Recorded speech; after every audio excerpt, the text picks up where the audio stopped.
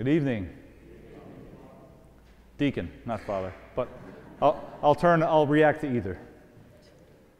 So it's great to be with you here tonight, and it's great to see that this weather's starting to change and things are starting to loosen up and we're starting to come back together again. So first wanted to just welcome some of you back, some new faces, familiar faces from pre-COVID. But I'd like to start out with some exciting news tonight, that an update that after many months and many years of unsuccessful petitions to the highest court in the land, back in February, my son successfully petitioned and won his request to have a dog. And that was granted, of course, by my wife.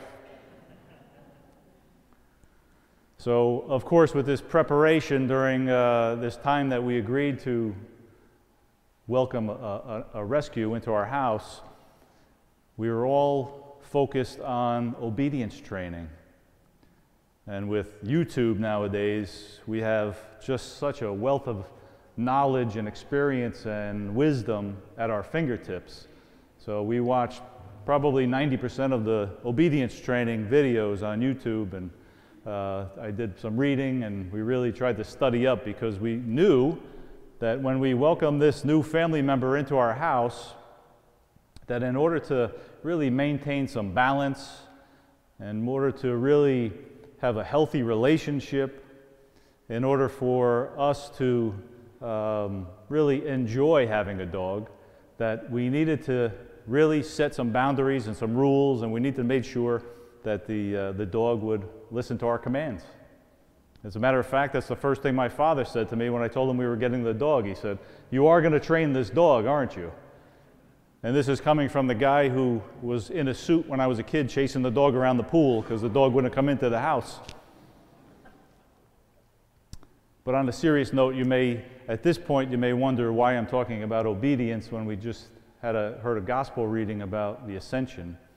And if you remember from the past few weeks now, Father Stephen and Father Jay have been preaching on Pope Francis's apostolic letter, Patris Corde, the heart of a father, during this year of St. Joseph. And so the point in this letter, if you have not read it already, I'm going to be covering St. Joseph, the obedient father. And I was assigned randomly by Father Carlos this point, and I kind of liked it because I kind of studied this and prepared a little bit for the Lenten reflection on St. Joseph. But obedience. I just shared with you a positive aspect of obedience, but as you can imagine, obedience in our current day and culture, and probably all the way going back to the beginning of mankind, obedience kind of gets a negative connotation, doesn't it? It has a negative stigma, especially in the United States in this postmodern time that we're living in. Individualism, freedom, obedience is kind of a hard pill to swallow sometimes. For example, when Father Stephen told me that I needed to clean the bathrooms in the rectory, I kind of scoffed at that. That's in the work environment. This is natural. We don't think about this, right? But there's a boss and there's subordinates. In the religious world, superiors, religious, right? They take a vow of obedience.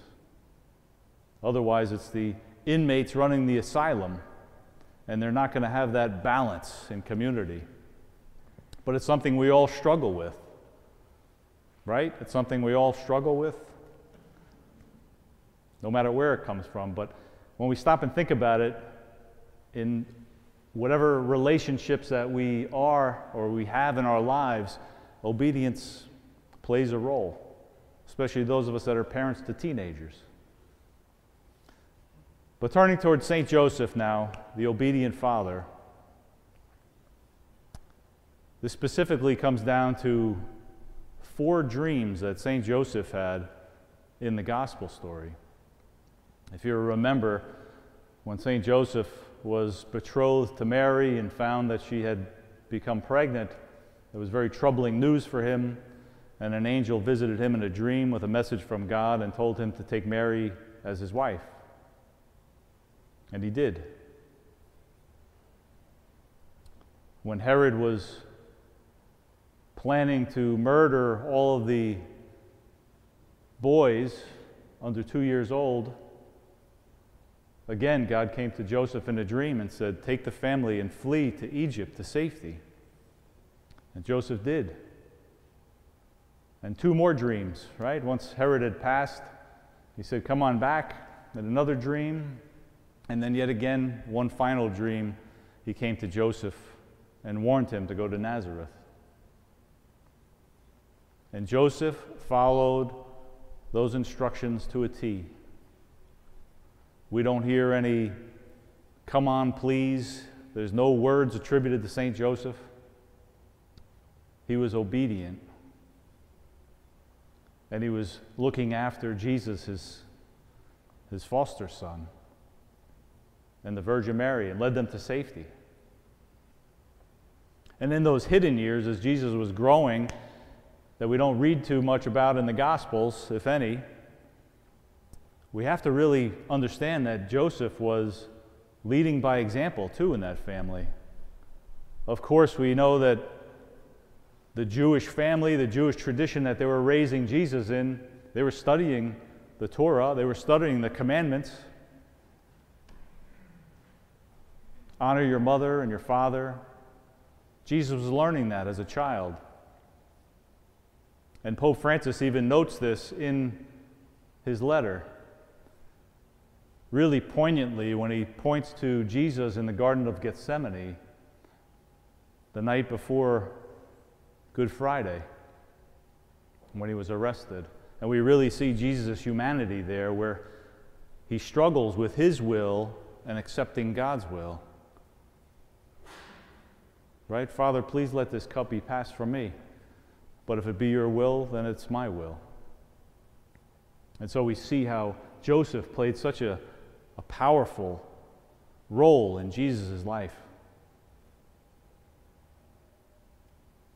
And so in closing, when we walk out of here today, maybe we can take some time, whether it's in the car on our drive home, or maybe it's during our meal with our family afterwards, and maybe just kind of think about that obedience concept.